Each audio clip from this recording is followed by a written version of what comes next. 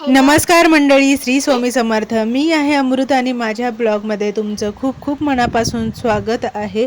उन्हाळा सुरू आहे आणि बऱ्याच ठिकाणी बऱ्याचशा म्हणजे जवळपास सगळ्यांच्याच घरी उन्हाळा काम सुरू आहे. तर तसंच आमच्या इकडे पण उन्हाळा काम सुरू आहे. आता बघा ना, एकदम सोपी रेसिपी तुमच्यासोबत शेअर करणार आहे. ती पण 1 किलो रव्याच्या एक मोठा टब भरून पापड कसे होतात तेच मी आज या व्हिडिओमध्ये तुम्हाला दाखवणार आहे. संध्याकाळची वेळ आहे आणि संध्याकाळच्या वेळेला आमच्या इकडे पाणी येतं आणि उद्या सकाळी लवकर पापड घालायचे आहेत. म्हणून ना मी संध्याकाळीच रवा चाळून भाजून घेत आहेत. आता ना मुलं असली ना हे काम तर मला करायची गरजच नाही. रियांशला इतकं आवडतं तर तोच करतो. तर रवा चाळून घेतला, थोडासा त्याला पण चाळायला दिला आणि त्याच्यामध्ये पाणी घालून भिजत ठेवला. आता हे पाणी मी 11-12 वाजता झोपताना चेंज केलं आणि तो डबा तसाच ठेवून दिला. सकाळपर्यंत रवा एकदम व्यवस्थित भिजून झाला आणि आता सकाळची पहाटेची वेळ आहे. लवकर उठले आणि टेरेसवरती गेले. आम्हाला गावाकडच्या पद्धतीने टेरेसवरती चूल करून उन्हाळ काम करायची सवय आहे आणि तेच मी आता करणार आहे. चूल पेटवली आणि पाणी उकळायला ठेवलं. तोपर्यंत म्हटलं काय करावं, टेरेस घाण झाला होता तो झाडून घेतला आणि स्वच्छ पाण्याने धुवून घेतला, कारण तिथेच पापड घालायचे होते आणि बरेच कन्स्ट्रक्शनची कामं चालू आहेत ना, त्याच्यामुळे एवढी धूळ येते ना की थोडं म्हणजे एखादा दिवस जरी टेरेस नसला झाडलेला असेल ना तर भरपूर धूळ तिथे येते. सकाळचे मस्त कोवळं ऊन पडलेलं होतं आणि हिरवी झाडं एकदमच चमकत होती, त्याच्यामुळं मन प्रसन्न होत होतं. खरं तर ना शहरामध्ये राहिलं ना तर या निसर्गरम्य वातावरणापासून आपण थोडंसं लांबच असतो नाही का. तर त्या गोष्टी कुठंतरी मनाला वाईट वाटतात की आपण गावाकडे राहिलेलो. खरं तर माझं बालपण गावाकडे गेलं आणि आता मी शहरामध्येच राहते, पण गावाकडची खूप आठवण येते. असो, इथे माझा टेरेस धुवून झालेला आहे. टेरेस धुतल्यानंतर थोडंसं एकदम मस्त वाटत होतं. आता बघा इकडे पाण्याला उकळी आलेली होती, मम्मी पण आता आलेले होते आणि हे त्याच्या रव्यामधलं पाणी सगळं नितळून काढलं आणि आता पाण्याला उकळी आल्यानंतर त्याच्यामध्ये ना आपल्याला जेवढं चवीपुरतं मीठ पाहिजे ते मीठ टाकून घेतलं. तीळ टाकलं, जिरं टाकलं तरी चालतंय, पण जिरं टाकल्यानंतर थोड्याशा पापड्या लालसर होतात, भातोड्या आहेत त्या, म्हणून आम्ही जिरं काय नाही टाकलं, फक्त तीळ आणि मीठ टाकलं. पाणी जरा जास्तच उकळून घेतलं होतं, कारण रव्याच्या जसा रवा शिजेल ना तसा घट्ट होतो. आपल्याला जेवढं वाटतं तेवढं पाणी पातेल्यात ठेवलं आणि बाकीचं सगळं पाणी काढून साईडला ठेवलं. जसं लागेल तसं, जसं रवा शिजेल तसं त्याच्यामध्ये उकळलेलं पाणी ॲड करायचं, म्हणजे कसं जास्त पातळ पण होत नाही आणि आपल्याला अंदाज पण लागतो.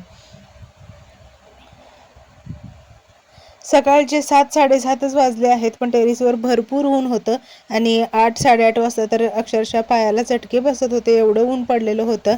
तर सकाळी सकाळी लवकर व्हावं, म्हणूनच सुट्टी दिवशीचा हा प्लॅन आम्ही केलेला होता. तर आता हे ना पाण्याला उकळी आल्यानंतर जो रवा आहे ना चांगला हाताने हलवून किंवा मिक्स करून पातेल्यामध्ये ओतायचा. 1 किलो रव्यामध्ये ना भरपूर भातवड्या होतात. मोठा टब असतो ना तेवढा भरून होतात आणि त्या करायला पण एकदम सोप्या असतात. रात्री रवा भिजत घालायचा, सकाळी पाणी उकळून घ्यायचं आणि त्याच्यामध्ये आपल्याला मीठ, तीळ टाकू वाटलं तर टाकायचं आणि त्याच्यानंतर बघा मी व्हिडिओमध्ये दाखवते ना त्या पद्धतीने रवा टाकून मस्त मिक्स करून घ्यायचा आणि हळूहळू हलवत हलवत हलवत ते मिक्स करायचं, नाहीतर याच्यामध्ये गाठी होऊ शकतात, याची काळजी घ्यायची आहे.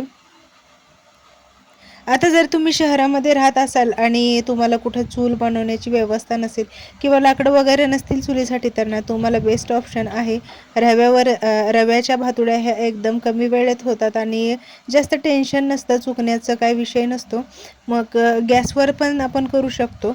गॅसवर सुद्धा एकदम आरामात आणि लवकर होतात.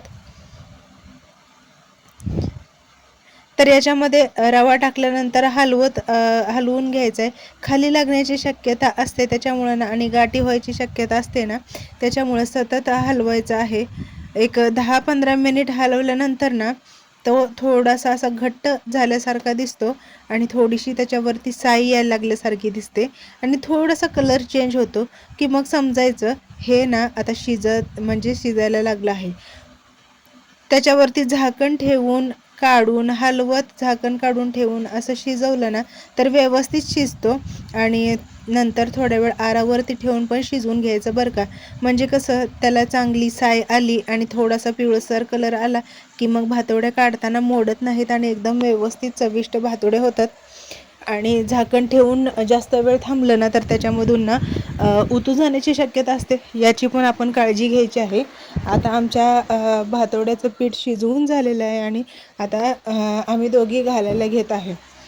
इथे ना कॉटनच्या कपड्यावरती पण घातलं तरी चालतं, पण कधी कधी काय होतं कॉटनच्या कपड्यावरून भातोड्या निघत नाहीत ना, म्हणून आम्ही ना प्लॅस्टिकचाच कागद वापरतो. याने काय होतं भातोड्या पटकन निघतात.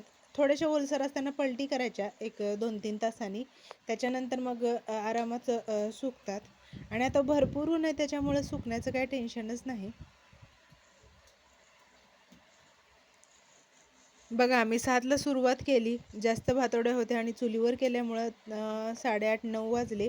9 वाजेपर्यंत आमचं सगळं झालेलं आहे आणि करायला काही जास्त कष्ट किंवा मेहनत लागत नाही, त्याच्यामुळे इझिली एकदम सुंदर अशा भातोड्या करून होतात. तर तुम्ही पण अशा भातोड्या करता का, मला कमेंट करून नक्की सांगा. आणि ना अजून बऱ्याच उन्हाळ कामाच्या रेसिपी मी या चॅनलवरती अपलोड करणार आहे. आणि माझे डेली ब्लॉग तुम्हाला आवडत असतील ना तर माझ्या चॅनलला नक्की लाईक करा, शेअर करा, सबस्क्राईब करायला विसरू नका. आणि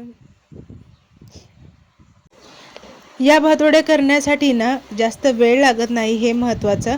आणि आपल्याला कसं आता शहरामध्ये बरीच कन्स्ट्रक्शनची कामं सुरू असतात आणि धूळ असते किंवा गव्हाच्या कुरवड्या करायचं म्हटलं तर चीक काढणं वगैरे अशा गोष्टी जमत नाहीत, किंवा बरेच लोक म्हणजे सोबत कोणी नसतात, तर त्यांच्यासाठी ही रेसिपी चांगली आहे, तर नक्की करून पहा.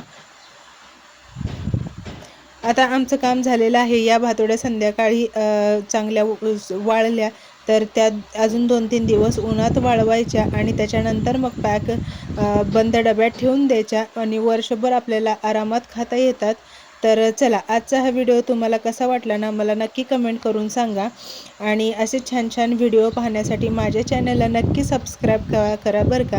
आणि आता भेटूया आपण नंतर अशा छानशा डेली ब्लॉग व्हिडिओमध्ये. चला, तोपर्यंत बाय बाय.